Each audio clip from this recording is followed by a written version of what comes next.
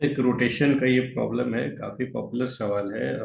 कई बार पूछा जा चुका है मेंस में, नीट में। तो मैं इस सवाल को डिस्कस करूंगा यहाँ पे। और ये सवाल ये है कि आपके पास एक इंक्लाइन प्लेन है, ठीक है। और इस इंक्लाइन प्लेन पे एक बार सॉलिड स्फीयर, एक बार डिस्क, एक बार रिंग और एक बार हॉल स्फीयर को अलाउ किया गया स्लाइड करने के लिए, रोल करने के लिए, ठीक है। अजूम करना है आपको कि जो रोलिंग मोशन यहाँ पे परफॉर्म होगा वो प्योर रोलिंग मोशन होगा, ठीक है। तो मेरा सवाल है कि सबसे पहले ये ग्राउंड पे कौन पहुंचेगा? रिंग पहुंचेगा, डिस्क पहुंचेगा, सॉलिड स्फीयर या हॉल स्फीयर? तो चलिए देखते हैं इस सवाल को हम कैसे करते हैं। तो सबसे पहले हम क्या करेंगे कि इनका मोमेंट ऑफ इनर्शिया लिख देंगे सबका। अगर मास सबका सेम है तो आप देखोगे, ऑलरेडी पढ़ चुके होंगे, डिस्क का moment of inertia M are square by two होता है, सॉलिड स्फीयर का two by three, two by five M are square, hollow sphere का two by three M are square और इनका एम आर स्क्वायर होता है। इन सबके मोमेंट ऑफ इनर्शिया में एम आर स्क्वायर कॉमन है। किसी के आगे कोफिशिएंट 0.5 है, किसी के 0.4, किसी का 0.6, किसी का, ठीक है। तो आई में सब में हम ऐसे लिख सकते हैं। हम क्या करेंगे कि जनरल एक्सप्रेशन लिखने की कोशिश करेंगे और सब एक नॉर्मल मोमेंट ऑफ इनर्शिया मान लेंगे, कोई भी है, सॉलिड हो या कुछ भी हो, इसका मोमेंट ऑफ इनर्शिया मेरा t times M R square है, ठीक है। मोमेंट ऑफ इनर्शिया अगर ये सॉलिड स्फीयर के लिए करना पड़ेगा तो के का वैल्यू 0.5 हो जाए, 0.4 हो जाएगा। डिस्क के लिए करना होगा तो 0.5 हो जाएगा। हॉलो के लिए करना होगा तो 0.6 हो जाएगा, ठीक है। रिंग के लिए के का वैल्यू 1 हो जाएगा। और इस जो जनरल सॉल्यूशन करके हम फिर देखेंगे कि क्या आपको कैसे आता है इसका। तो देखिए यहाँ पे मैं सबसे पहले इसका फ्री बॉडी डायग्राम बनाऊंगा। ये देखिए, ये प्योर रोलिंग मोशन कर रहा है। जब प्योर रोलिंग मोशन करेगा, आपको ऑलरेडी कंपोनेंट में तोड़ना भी आता होगा। इधर जो कंपोनेंट जाएगा एम जी का, वो कंपोनेंट होगा एम जी साइन थीटा। नीचे प्योर रोलिंग है तो यहाँ से एक फ्रिक्शनल फोर्स लगेगा, ठीक है। इधर m g cos theta component आएगा एम जी का। ऊपर जो जाएगा वो नॉर्मल फोर्स जाएगा, ए से पास होगा, नॉर्मल सेंटर से पास होता हुआ,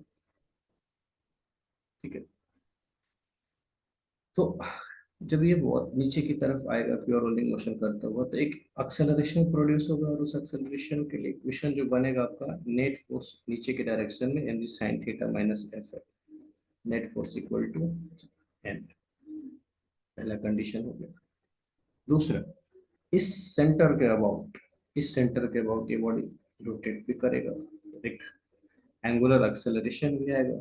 तो टॉर्क लेते हैं ओ के लिए, निकालेंगे टॉर्क अबाउट।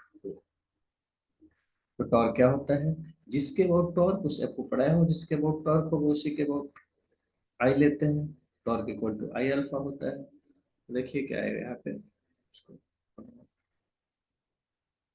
टॉर्क कितना आएगा। तो टॉर्क यहाँ पे आप देखिए डायग्राम में, ओ के अबाउट टॉर्क अगर निकालना चाहते हैं तो नॉर्मल फोर्स यही से पास हो रहा है, नॉर्मल का torque zero, m g cos theta वही से पास हो रहा है, एम जी साइन थीटा भी वही से पास हो रहा है, तो इनका टॉर्क क्या होगा, जीरो। एक सिंगल फोर्स जिसका टॉर्क बचेगा वो है फ्रिक्शन। तो फ्रिक्शन का टॉर्क क्या लिखेंगे, आर क्रॉस एफ। लिखता हूँ अभी, torque will be equal to R cross F. R और एफ के बीच एंगल 90 डिग्री है, R F. This is equal to I F. I को मैं लिख दिया के times M R square into alpha. Now, in case of pure rolling, case of pure rolling, alpha into r equal to a होगा। बस एक आ cancel करते हैं और अल्फा की जगह क्या लिख सकते हैं हम, अल्फा की जगह ए लिख सकते हैं। ये मेरा इक्वेशन नंबर 2, ठीक है। फ्रॉम 1 into, अब क्या करें, एफ को सब्सटीट्यूट एफ इन इक्वेशन पर, to get to get M G sine theta minus के M equal to M. From here we get mg sin theta equal to के में कॉमन हो जाएगा, जोड़ोगे 1 + k,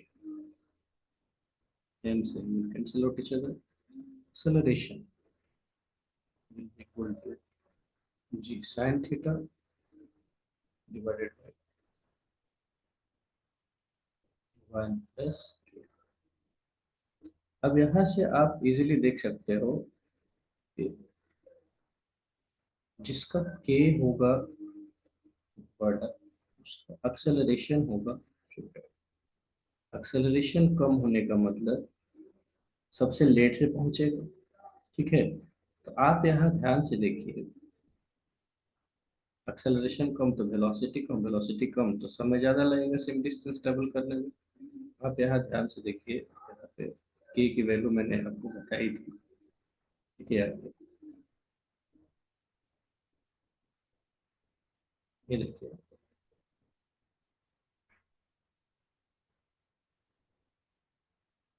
के सबसे बड़ा रिंग का है, के का वैल्यू सबसे ज़्यादा रिंग का है, तो रिंग सबसे लेट से पहुंचेगा। और के का वैल्यू सबसे कम किसका है जी, सॉलिड स्फीयर का है। तो सॉलिड स्फीयर जो है वो सबसे जल्दी पहुंचेगा। तो यही से आपका ये सवाल समाप्त हुआ कि इंक्लाइन प्लेन पे सेम मास सेम रेडियस का सॉलिड स्फीयर है, डिस्क है, हॉलो स्फीयर है, रिंग है, तो सबसे जल्दी कौन पहुंचेगा? आपका जवाब होगा सॉलिड स्फीयर। और सबसे लेट से कौन पहुंचेगा? वो रिंग पहुंचेगा। थैंक्स।